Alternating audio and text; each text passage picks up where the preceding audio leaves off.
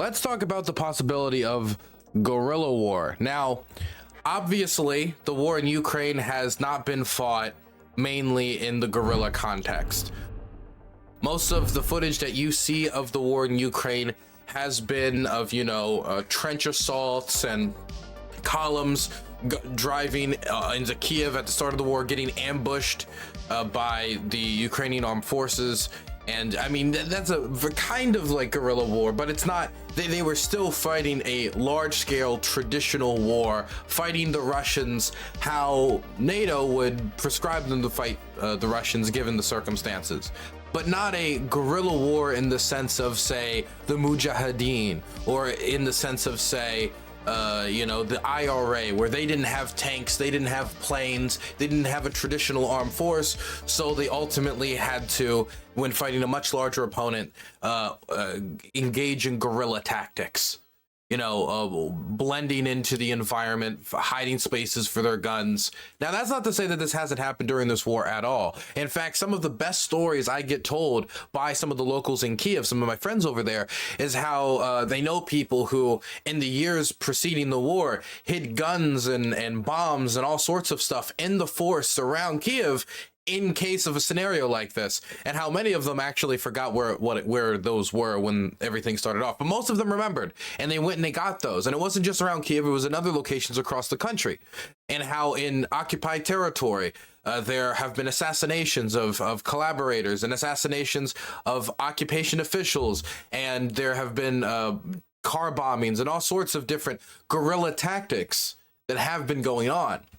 But when we talk about guerrilla war, in the sense that's going of the sense of Afghanistan or of the sense of the IRA, that's not happening on a very large scale in Ukraine, because the vast majority of Ukraine's efforts are focused on a more traditional war. But that doesn't mean that a guerrilla war is not still being fought, or that it could continue to expand. The asymmetrical warfare that Ukraine is engaging in already could continue to expand to try to make up for deficits in foreign aid. Would this be extremely difficult to take land, to use these tactics to directly take back the land that has been occupied by the Russians in the short term?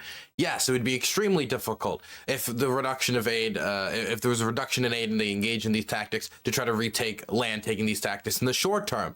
But if Ukraine engages in these types of tactics in the long term, the bet could end up being that in the long term, as long as they can continue to sustain a guerrilla effort from within occupied territory and hold a certain amount of their land from the Russians, then eventually the Russians will bleed themselves dry and leave, as the Soviets did in Afghanistan, as the Americans did in Vietnam, as many other people have done in their process to build empire in the past, as the French had to do in Algeria, as the French also had to do in Vietnam, as as happened in Zimbabwe, as happened in places all around the world.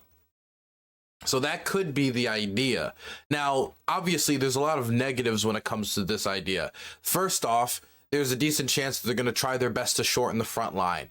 And that means abandoning a lot of positions. That means abandoning a lot of land in order to engage in this type of tactic, or trading land for lives when you have a disadvantage in both technology and the resources at your disposal, and a manpower disadvantage. So you cannot use the technology and use your tactics and use your training to overcome the manpower disadvantage because you don't have the equipment to do so. Then there's a good chance that this means trading land for lives to try to bleed the Russian dry. So there's a real risk with this type of warfare, or trying to lean more on it to make up for a deficit, could lead to a transfer of more land control to the Russians. So there's a reason why the Ukrainians are trying to engage in the more traditional style of warfare and want to sustain that type of warfare instead of a guerrilla war. As we can see what's happening in Gaza right now, and I'm not saying that Hamas and Ukraine would fight the same sort of guerrilla war, or all the groups that would be acting as opposition or guerrilla groups in occupied territory, and whatever area is controlled by Russia in the scenario would use the same tactics as Hamas. But what I am saying is that in using guerrilla tactics, that usually means, at least in occupied territory, some sort of reprisals. especially if we're talking about the Russian military here. So if you are giving these cities over to the Russians under the assumption that in the long run, through using guerrilla tactics, you'll be able to take them back, and then from the free cities, the cities that hasn't been controlled by Russia, you could do some sort of a counteroffensive, that would be accepting still Russian control of cities where they could create mass graves as they have in the past. So there's a reason why the Ukrainians don't want to do that. They don't want to give the Russians more cities to do things like Bucha and do things like they did in Izium, creating the largest mass grave discovered in Europe since the Yugoslav genocides, over 440 bodies discovered outside of Izium. But even if this scenario is, in my opinion, the worst case scenario, because it's bad for the Ukrainians due to the factors I've just described, it's bad for the United States because it's going to look like we have abandoned an ally. It's going to hurt our credibility when it comes to us holding up the Budapest Memorandum and just standing with our allies. It's going to make us look tremendously weak. It's going to continue to encourage Russia's behavior. It would lead to fixing none of the issues when it comes to, for example, the grain markets and the grain that has been taken off the markets. In fact, it might intensify the problem. If there's a guerrilla war being fought everywhere, grain markets might even get worse if no amount of grain is able to get out of Ukraine. But it's also bad for the Russians because Vietnam, right? The Russians had their own Vietnam and Afghanistan, and it's not remembered as a tremendously fantastic and wonderful and honorful time in Russian military history. But it also shows how brutal the Russian military can be, even though, of course, it's the Soviet armed forces. Because if you look at the casualty counts in Afghanistan and the large-scale bombing they engaged in and tried to deal with the guerrilla war, you're looking at millions upon millions of civilian casualties and millions upon millions of people displaced. Again, another reason for this scenario to be avoided if no other option is on the table. If there's any other option on the table, you should probably consider it very, very heavily before falling back on this military strategy of pulling everything up behind the Dnieper River and engaging in guerrilla war or something along those lines. But we have to talk about it. And the reason we have to talk about it is not because this was never possible. As we could see from people preparing Molotov cocktails from the very moment this war started, the guerrilla war question was the original conversation. What sort of guerrilla war can the United States sustain in Ukraine against Russian occupation once they take Kiev, once they take this? This was the type of discussion that was happening at the very start of the war. Now that discussion shifted once the Russians fucked up and the Ukrainians showed that they have a significant backbone and are willing to fight back. And if you give them the tools necessary to win, they can win. That this is not the same military with like 16,000 or maybe like 6,000 ready troops that it was in 2014. It is a much different military that has gone through a lot of reforms and now has a strong purpose to fight, and the Russians have given them a strong purpose to fight. So again, I just want to emphasize, and I'm not saying this is the path that should be taken or the path that necessarily will be taken. In fact, I think it's the worst scenario for all parties, but I do think that it's not out of this possibility. It's out of this world that we're going to see some form of guerrilla warfare in Ukraine. And even if there was some sort of negotiated ceasefire, that still could happen. Even if you imagine that in some negotiated ceasefire, the Ukrainian government says, don't engage in some sort of guerrilla war to military intelligence, that doesn't mean that civilians themselves won't engage in guerrilla warfare. I think it might be a little bold to assume that every single instance of a car bombing or a Russian soldier getting stabbed in the middle of the night is from, direct Ukrainian government operations. And if they were to stop, that doesn't mean all the angry people who are willing to work with the Ukrainian government to do such things are necessarily going away. So this should be talked about regardless. And again, I'm not saying it's the most likely. And I'm not saying it should be pursued, but we need to talk about it again because two things happened recently that I think make it so we have to discuss this possibility and do our best to avoid this possibility. So the first thing I wanted to discuss is a Zelensky meeting. So Zelensky went to Washington, D.C. He discussed a lot of things. I've already covered this at length on my channel before. In fact, the full Zelensky coverage will be posted tomorrow on my YouTube channel, where I talk about Zelensky's visit to DC and how it's very, very, very different than 2022. But there was a part of this article from Washington Post. We're talking to the senators who were in there in the closed door meeting with Zelensky. And from that meeting, Zelensky gave the indication that if American aid was to be cut to Ukraine, Ukraine would simply switch over to guerrilla war, some sort of guerrilla war war strategy in order to combat the Russians. Let's see if I can find it in here. There it is. As senators emerged from their private discussions with Zelensky, Senator Ron Johnson, a Republican from Wisconsin, said the Ukrainian leader had invoked the term guerrilla warfare, alluding to the bloody, unconventional tactics employed by insurgents occupying U.S. forces in Afghanistan and Iraq, and suggested that that this is where the conflict could be headed if Ukraine loses U.S. military assistance. Johnson called that a lose-lose proposition for everybody. Now, somebody could react to this, and their reaction to it could be, look, this is a bluff. If we pulled their aid, the Ukrainians would simply go to the Russians and give them most of what they wanted in order to get a deal. And that's what would happen. They would do it out of a sense of self-preservation for the territory that they could get out of such a deal, instead of continuing to fight the Russians and risking that without American aid, that they could take over more of the country. And I might be willing to believe you if it was a separate political figure, and if it was separate conditions that led to this war, and if we didn't have the polling data that just came out, which is from the Kiev International Institute of Sociology. And it's two data points that I wanted to point out from this that were highlighted by Christopher Miller, who has a new book on Ukraine that you should read.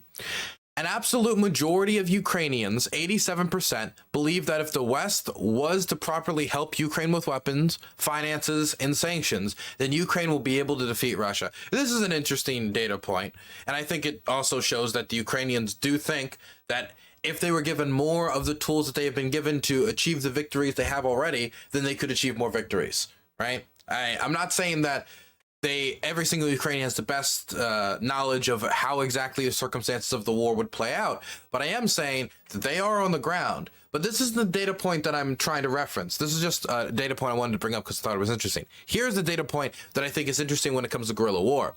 More than half of Ukrainians, 58%, believe that in the event of the West significantly reducing aid for their country, it's necessary to continue fighting against Russia and for the liberation of all territory, even if there is a risk of losing new territory.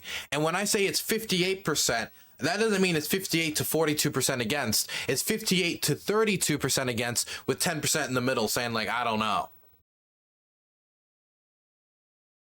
So we're talking about nearly 2-to-1 saying if the United States and the West was to withdraw aid and there was a risk that continuing to struggle against Russian occupation could lead to the loss of even more territory, instead of just agreeing to some sort of deal that favors the Russians, agreeing to some sort of deal, that they'd be willing to continue fighting in order to liberate its territory.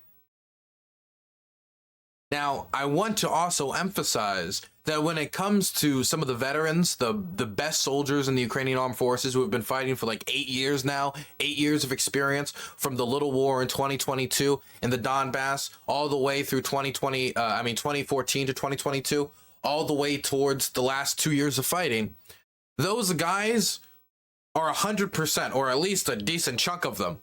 I would definitely say a majority from my conversation with those people and my conversations just generally with soldiers, that the majority of those people are still in the camp of continue fighting. From my interviews, from my conversations, not all of them, but most of them that I've talked to. And that's just from my own personal experience. But the reason I bring this up isn't to indicate that this is what every soldier believes, but it is to indicate that this isn't just a belief held amongst the civilian population, a civilian population, by the way, that has shown itself in the past very willing to challenge its political institutions when they feel they do something that is against the will of the people and is anti-democratic. I want to throw that out there. Remember 2004 Orange Revolution, and of course everyone remembers Euromaidan, 2013, 2014, the Euromaidan, the Automaidan, and the protests all across the country. But it's not just the civilian population, it's also those in the armed forces. The armed forces are not just a bunch of uniforms brainless zombies just marching on forward, trying to take back the country with no thought, like tools in a machine. They're human beings too, and they have their own opinions. They have critiques of their commanders. They have critiques of how the Ukrainian armed forces has conducted itself.